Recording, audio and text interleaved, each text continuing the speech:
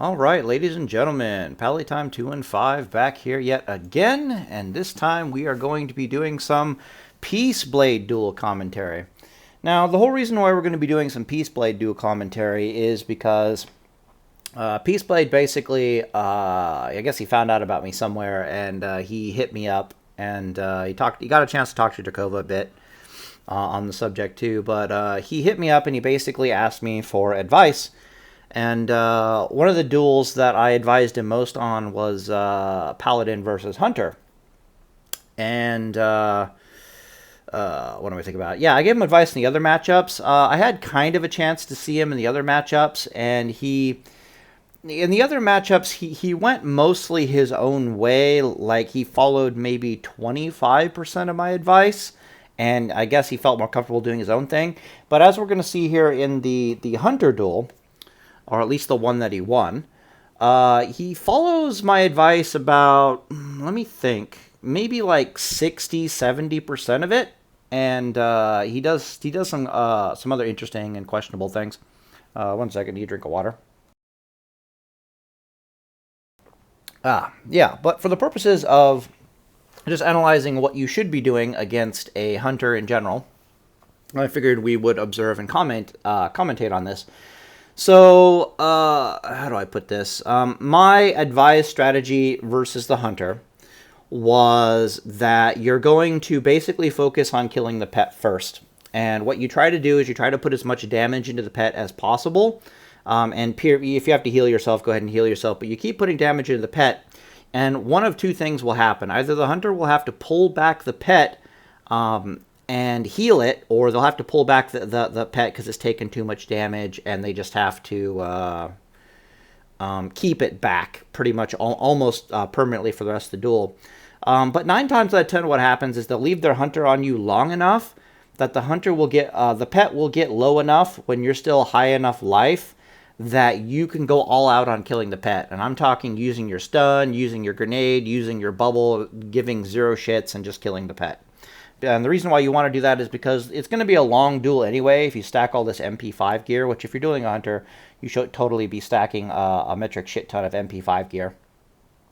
And it's going to take a million years, this fight, so using a 5-minute CD, you're going to have that later back again anyways. And if you have enough MP5, as I was trying to tell Peaceblade, which you can see in effect in this duel, it is impossible for the hunter to kill you without a pet, and unless you let your life get too low and you don't heal. So the other thing you're supposed to be doing is keeping your life as high as possible. They're showing off his gear and his spec now. He's got a metric shit ton of MP5 rolling on his gear. Okay, so the tale of this duel is going to be MP5, kill pet, mugga hurt, and freedom yourself. Now, the tactic to kill the hunter is supposed to be that there's 2 strategies. They both involve, first, how to get on top of the hunter. How to get on top of the hunter, route number 1 is you just grenade them and you go over there and you get on top of them. You start beating on them. You pray for a Mug of Hurt proc to slow them down. And that way, if you get that Mug of Hurt proc and they try to grenade you off of them, and the grenade, either if you don't have a slow and the grenade gets resisted, you're good to go. If you slowed the hunter and they use their grenade on you, you're still good to go because Mug of Hurt slow lasts a million fucking years. The other way to get on top of the hunter, which you're going to be kind of seeing, is to he does this really well, Peaceblade, is to strafe chase them. And basically, you like I was saying, you run parallel to the hunter. You don't run straight at the hunter, and you slowly kind of corral them into the wall. And since he's a Holy Shock Paladin, once he corrals them into the wall, he can just like stand back and start blasting him with spells and healing and keeping the hunter in combat, which you will see him do eventually in this duel. But once you're physically on top of the hunter with a Mug of Hurt, and it becomes painfully obvious that the hunter cannot get you off of them, what you need to be doing is you need to be using your 16-second freedom with the 4-second in between being able to use it again. There's that 4-second window, right? Because freedom has a 20-second cooldown, but it can last up to 16 seconds. So there's that 4-second window. This is very important. You use your freedom, and you keep beating on them with the Mug of Slow. And what is supposed to happen is that The odds of Mug of Hurt proccing, or Chili weapon on Mug of Hurt proccing with SOR somewhere within that 16 seconds is extremely high. It's actually more like 18 seconds because the hunter still has to get physically away from you. So let me think about this for a sec. Yeah. So how it's supposed to work is if you get that Mug of Hurt slow and it happens to overlap with the 4-second cooldown on your freedom, you can keep them almost permanently slowed, right? I'm pretty sure we can all see that, right? Because the way that a hunter gets you off of them once you're physically on top of them is they wait till your freedom falls off, they hamstring you, and that 4 seconds of time between freedoms, they can get away with the 50% slow.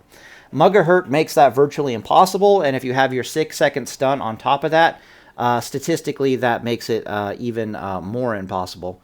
What the hell is going on here? Did I screw this up? I am not restarting this. This is not actually happening. What the...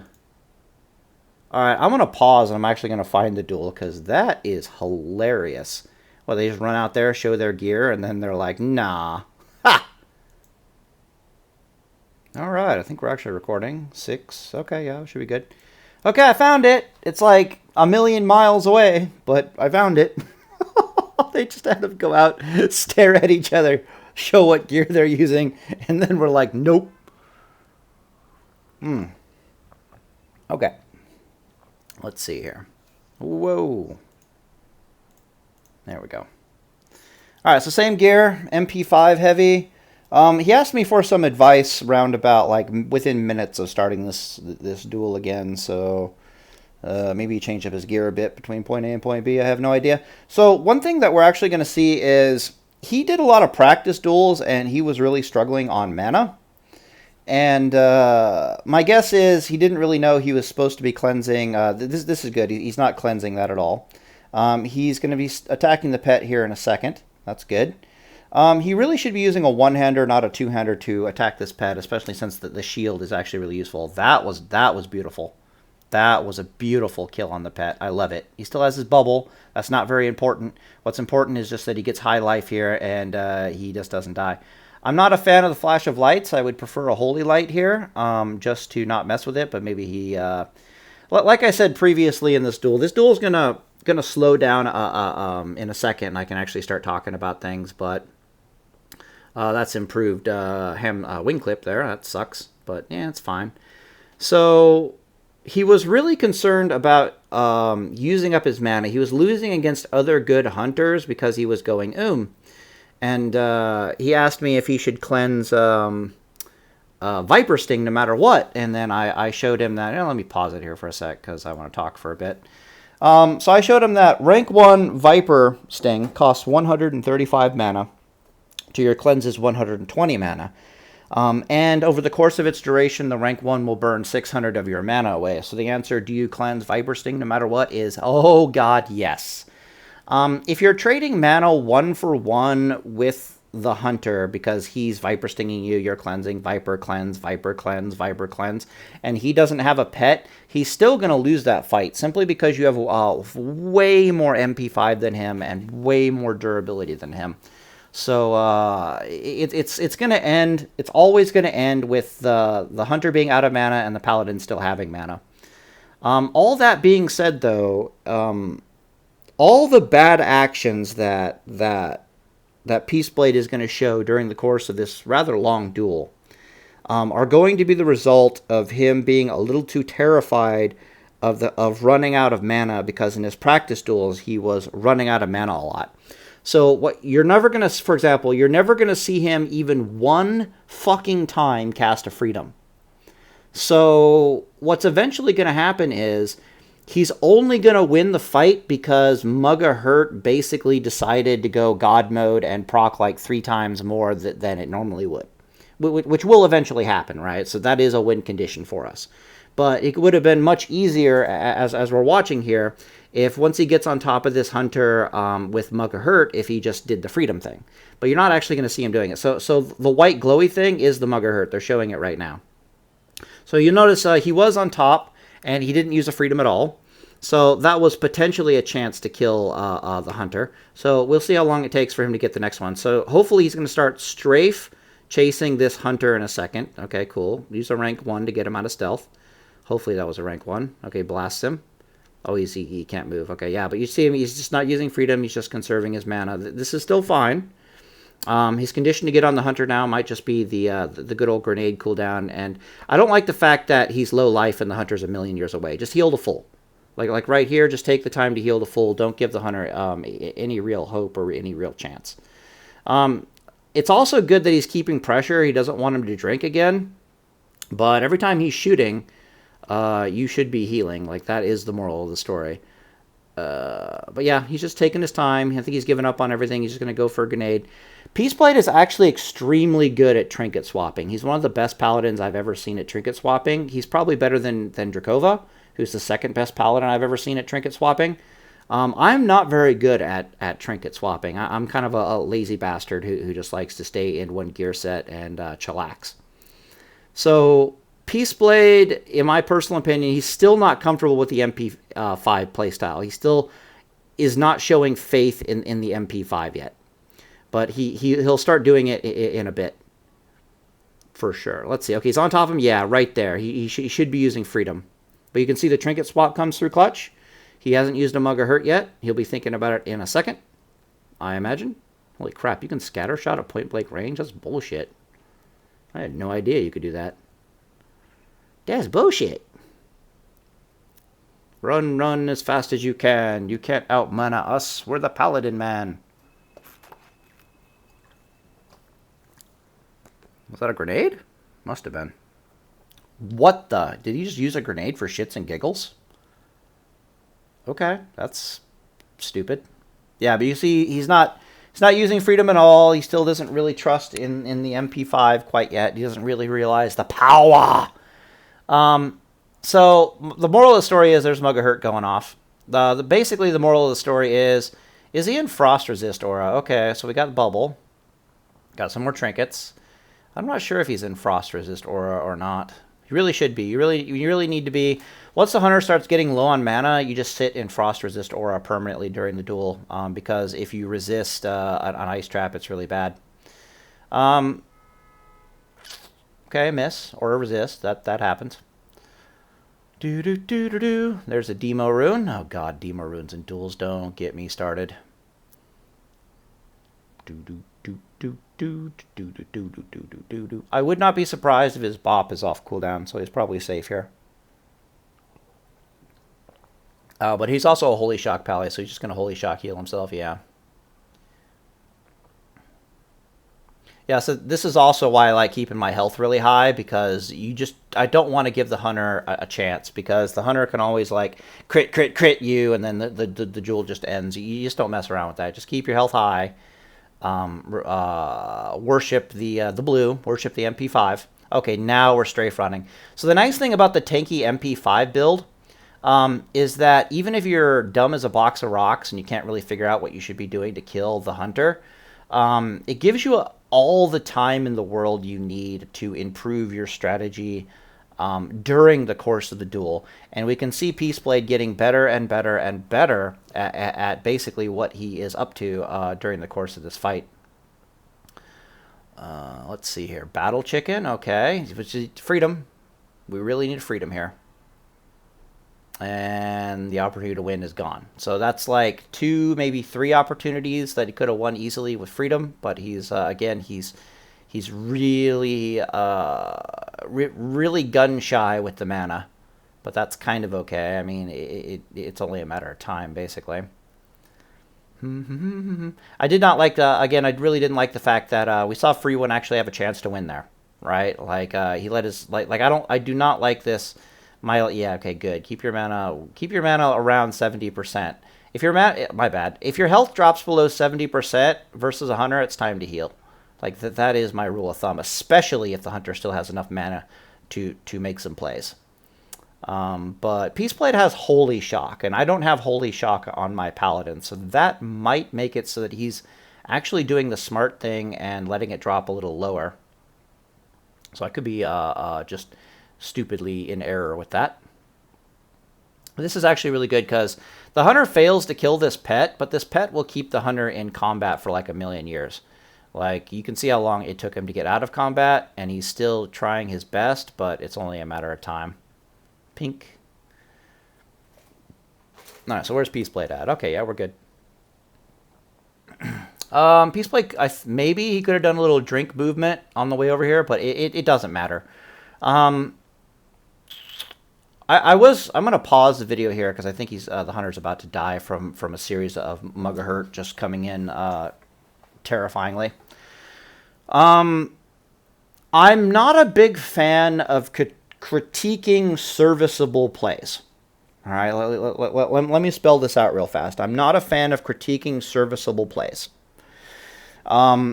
There are many ways that a paladin can always do better in a duel, right? Like, there are seal twisting, for example, drinking while running, for example, when you're out of combat, trinket and gear swapping on the fly, which is something that Peaceblade is actually extremely good at doing, are all ways that a paladin's gameplay can be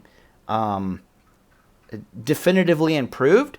But if it's not necessary, I'm not actually a fan of it, especially if it's like a complicated maneuver that has like a chance of failure or backfiring on you negatively.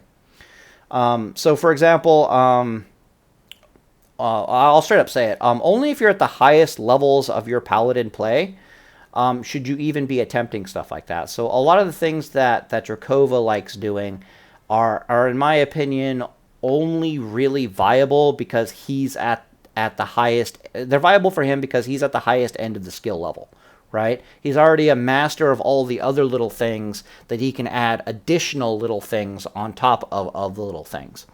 Whereas basically just beating on them was perfectly serviceable, just running at them was perfectly serviceable. Everything was perfectly serviceable, so you might as well KISS it. Keep it simple, stupid, right? Or keep it stupid, simple, however you want to look at it.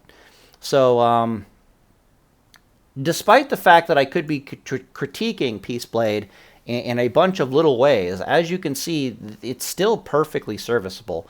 The only thing I want to see him doing is, boom, fucking freedom.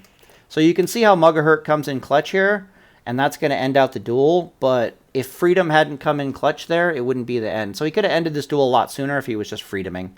But he's going to come out, he's going to Hammer of Wrath, and this is just going to be over. Yeah, donezo.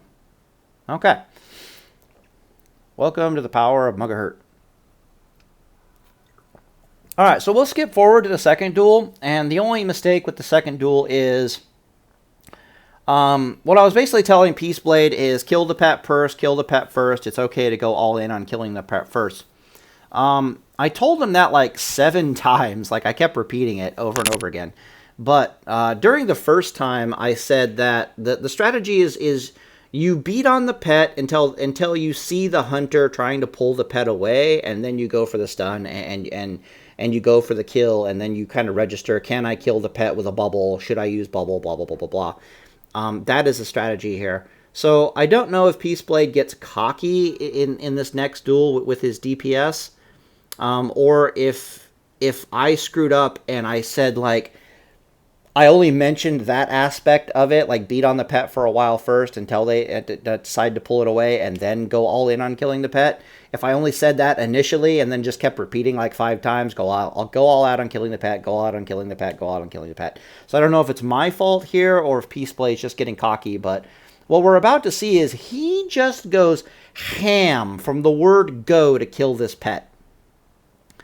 And what's so bizarre about that to me, he ends up dying for it because he doesn't have enough time to heal himself. You really want, look at this. Like he's not even waiting. He didn't even let the hunter. He didn't even give the hunter a chance to pull the pet back. This is mildly baffling to me, and he's going to pay for it with his life here, as you'll see. But it'll be really close. So this was just a bad line of play. I'm sure Peaceblade will 100% agrees after, like, moments after dying from this. But this is not how it's done. So it looks like he's fine, and then he's not, because the hunter still has things, and the hunter gets a little lucky with the crits, and it's just over. So he would have won easily if he hadn't done that. You can see the long pause afterwards, like, oh shit, what the fuck? Yeah. So in the first duel, we could easily see basically a juxtaposed what to do in the opening and then what not to do in the opening. So if we go back, you can see a much cleaner kill on the pet in the first one by comparison. I don't know why I'm bothering with this. I mean, it's pretty painfully obvious what's going on here. Okay, yeah, we're right at the beginning. There should be a pet around here somewhere. Why? I just used everything trying to kill. This isn't going to work, bro. The hunter's, I don't know what he's doing, but it's not going to work. Okay, the pet's already dead. We got to go back a bit more. Come on. Show me the pet kill. Okay. All right. Okay, so let's see when we're beating on the pet, and then when we decide, okay, boom, there's one hit. Oh, did he stun it already? He might have stunned it already. Yeah, give it more time. You don't really need to do that stuff. Maybe with... He's killing it super fast, though. Maybe it's Holy Shock doing most of the work there. I have no idea what's killing the pet that quickly. So I guess I can definitively say that since he did almost the same thing in the second duel, that he's just a little too cocky for my liking. Is cocky the right word? He's a little too confident in killing the pet for my liking. You want to put more damage on the pet. At least take it down by like a third of a health bar before you decide to use any of your burst on the pet. And that includes Holy Shock. So don't be like, Holy Shock, Judge, hit. Oh, it's at a third life. Let's go to kill it. No. You want it down to about a third life before you even pull the trigger. So anyways, all told, Peaceblade did not do too bad. Like, he's showing a good degree of skill in these duels. If he was using freedom more and in the appropriate places, he would have absolutely stomped all over this hunter, and he would not have dropped the second duel at all if he wasn't overconfident, to say the very least. It's always important to remember when fighting a hunter that at some point in the duel, and all too often when you don't want it to be happening, everything out of them is going to crit. Like, everything out of the hunter will just come your way, and it'll just be a freaking crit. And this is why you got to keep your life pretty much as high as possible against a hunter, or basically shit like this is going to happen. Right? Where I'm always like, if as a Reckoning Paladin that doesn't have Holy Shock, if I fall below 70% life, I'm healing, basically. With Holy Shock, maybe you can get around 60% life before you need to be thinking about healing, but like right here, if shit crits, or if he didn't run back and waste his time so much because he's going to get a heal in before the shot, boom, heal, he would have died there, like guaranteed. So I really need to make a video on the nature of RNG management. I swear to God, I keep saying I'm going to do that, but I really need to do that. That right there was a bad RNG management, because it gave the hunter a pretty goddamn good chance to win. And he should have won, but he ran away too far, and he screwed up his timing, forgetting he was dealing with a Holy Shock Paladin, I guess. Yeah, but no, some good, some bad. A lot to learn here, which is actually perfect, right? There's not that much to learn from watching people who don't make mistakes. Getting the hunter out of stealth here, I really like. I guess he was saving his grenade specifically for this, because he always had a grenade ready to rock and roll just for this moment. So I guess it makes sense. I didn't really suggest this to him, but it makes perfect sense to save your, I'm going to use a grenade to close the distance with the hunter, for specifically when the hunter has trapped you and then ran away and they're drinking. Now it's time. So, yeah. No, I like it, and I'm going to go move on to commentating on another one of his duels in a second, or I might do an S-Fan duel. I'm going to probably post multiple videos today, so definitely watch out for that one. And peace.